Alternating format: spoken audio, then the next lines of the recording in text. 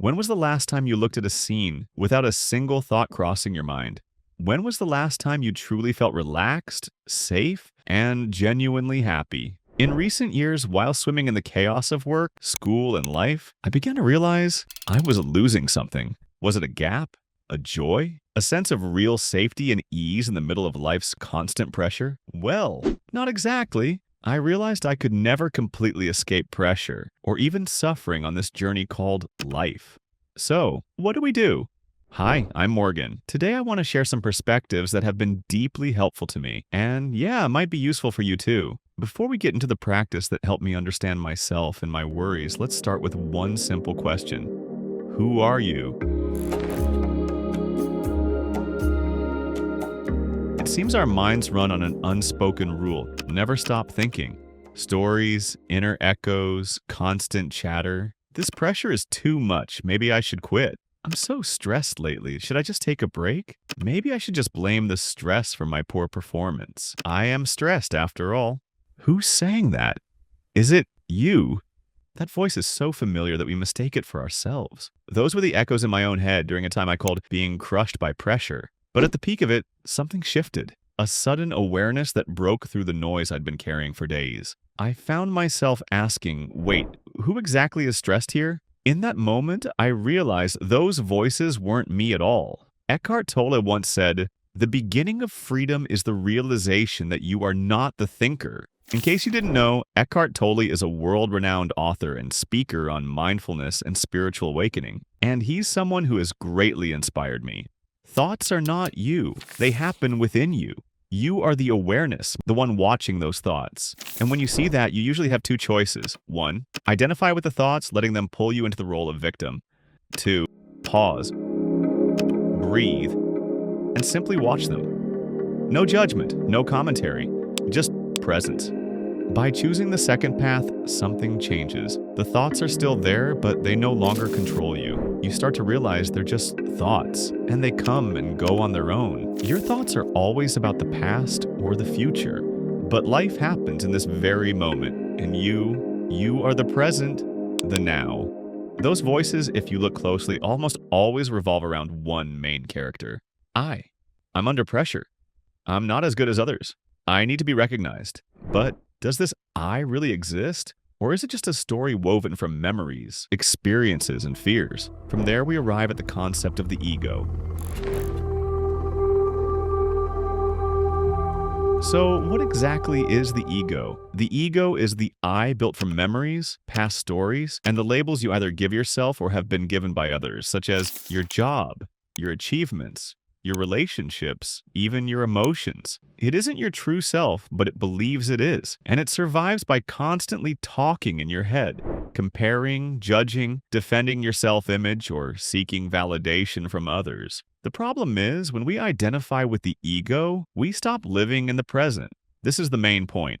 We live inside a story about ourselves, in the I that must be protected, must be better than others, must be right. When the ego got insulted, they pushes back. When praised, it swells with pride. It makes us cling to labels like who I am, how good I am, how I should be. And whenever those labels are threatened, we suffer. And the greatest threat to the ego is the present moment itself. Because, as I said before, the ego lives on memories from the past and projections into the future. It simply cannot survive in the now, which is more important than anything else. Whenever we try to walk alongside the present moment, the ego reacts. Our body may start to feel uneasy, and our mind may flood with endless, restless thoughts. And often, to escape those feelings, we turn to some form of release. Arguing, overeating, throwing ourselves into work, or overindulging in entertainment. Not realizing these reactions pull us even further from the present. And here's the important question. In moments like that, what else can we do? This is where humans created a form of meditation called Vipassana. A practice that helps us pause right at the moment we feel the urge to react to sensations, emotions, or thoughts. Vipassana, the art of silent observation. Vipassana comes from the ancient Pali language, meaning to see things as they truly are. It's one of the oldest meditation practices in India, rediscovered by the Buddha more than 2,500 years ago as a path to purify the mind and free it from suffering. Unlike other practices that try to stop thoughts or suppress emotions, Vipassana invites you to become a silent witness. You start by observing your breath, then the sensations in your body, warmth, tingling, tension, or pain, and you simply watch them. Over time, you see that all sensations, whether pleasant or unpleasant, have one thing in common. They arise, stay for a while, and pass away. You're no longer forced to chase pleasure or run from discomfort. You just witness it all and let it pass. And of course, we can experience it right now. You and I will try this thing called peace together, just for 1 minute.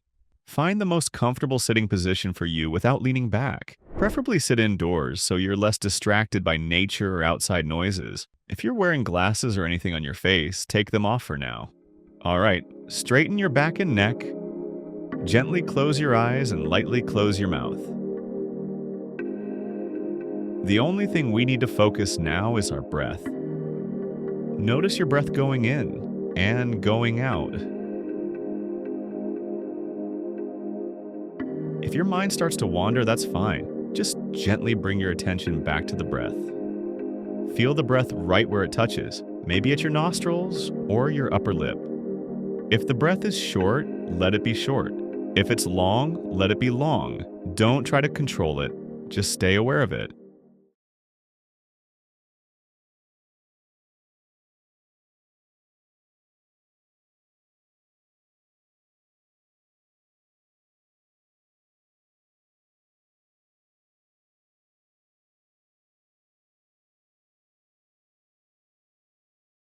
Alert, attentive, vigilant.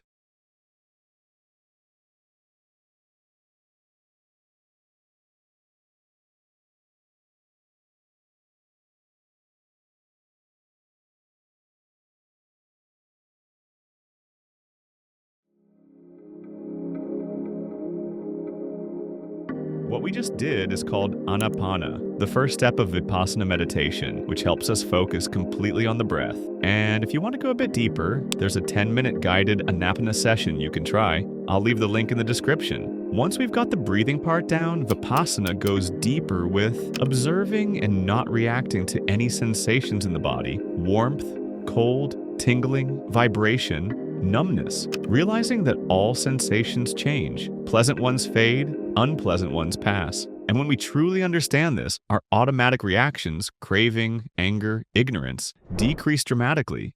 Vipassana doesn't promise to remove all discomfort or make you always happy. Instead, it helps you see the truth directly, that everything, even the heaviest emotions, is just a passing wave on the surface of the mind's lake. Nothing lasts forever. The only thing that truly remains is this moment, the present.